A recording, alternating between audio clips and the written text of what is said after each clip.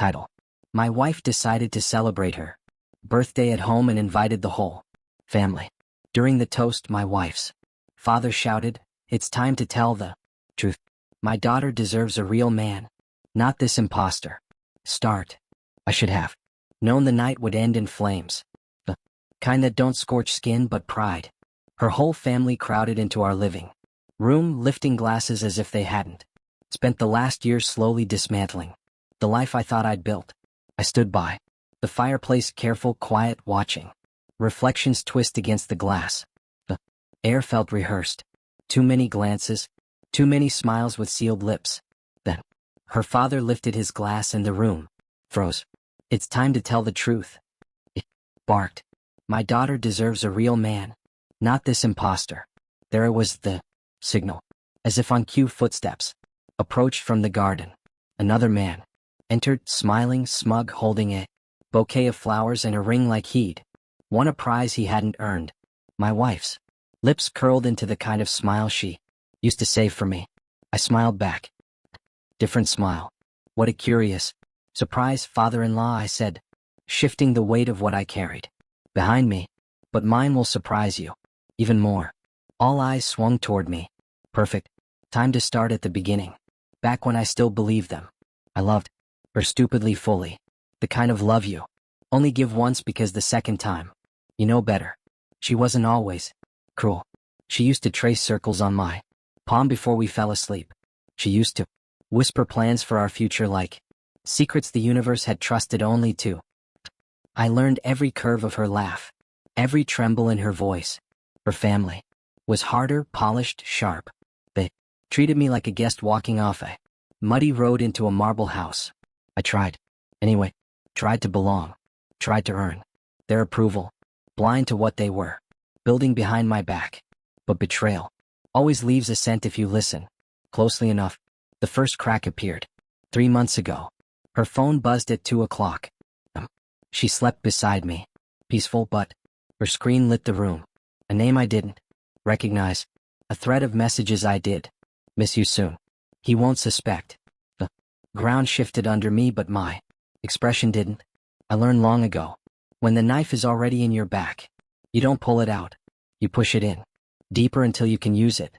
I memorized every detail, every lie she whispered in the mornings, every odd schedule change, every whispered call in the hallway. Pain became clarity. Clarity became planning, and planning became art. Didn't confront her. That would have ruined everything. Instead, I turned the house into a quiet archive. I logged phone calls, captured messages, recorded conversations when she forgot I was in the next room. I followed the financial breadcrumbs, small, stupid mistakes most cheaters make. A hotel charge, a gift, delivered to an address not ours. And then I found something better. A message from her father to the other man. "Well, make him look unstable. Push him out. She divorces, marries you, and the company shares transfer smoothly." Company shares. That was the real motive. They wanted the business I built, stone by stone, year by year, while they smiled in my face. So I created my own plan.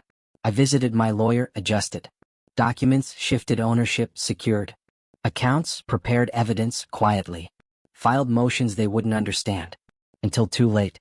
And then the master stroke. I found the other man's real story, the one he hid. The debt, the fraud, the 2 pending investigations. The charming smile masking rot. Packaged everything neatly into a single folder and kept it for this exact moment. Back in the living room, her father puffed his chest like he was about to crown a new son. The other man stepped forward, presenting the ring, like I was already gone. My wife reached for it and I laughed softly, a sound that sliced the room open. "Before we begin this little performance," I said, "I brought party favors." I set the thick black folder on the table. Every conversation stopped dead. Her father frowned. "What is this?" "The truth," I said, "since you're so eager to share it." I opened the folder. The first page showed her messages printed, highlighted. Her face collapsed inward. The next page, hotel receipts, photos, dates. She stepped back like the papers were fire. Then came the financial scheming documents linking her father to The plan to push me out of my own company. He palled. And finally the finale. The background report on the man.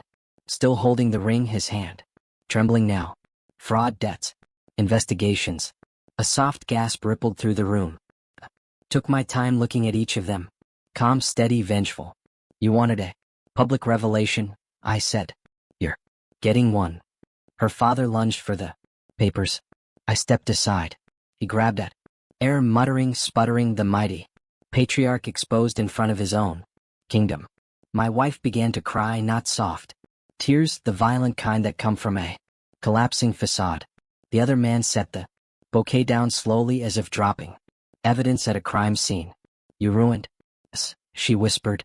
No, I said. You ruined you. I just didn't stop you. Pulled out the final document, a signed agreement transferring the company shares permanently out of their reach. Already filed, already approved. Her father's knees almost buckled. And one more thing, I added, you'll all be receiving notices soon, legal ones. Documented everything. Silence pressed into the room like a weight. Then I walked to the door. As I stepped outside, the night air felt clean for the first time in months. They had taken my trust, my peace, my marriage. But I had taken everything they valued more. Didn't look back. People who betray you deserve only one gift, the sound of the door closing behind you. And I gave it to them without regret.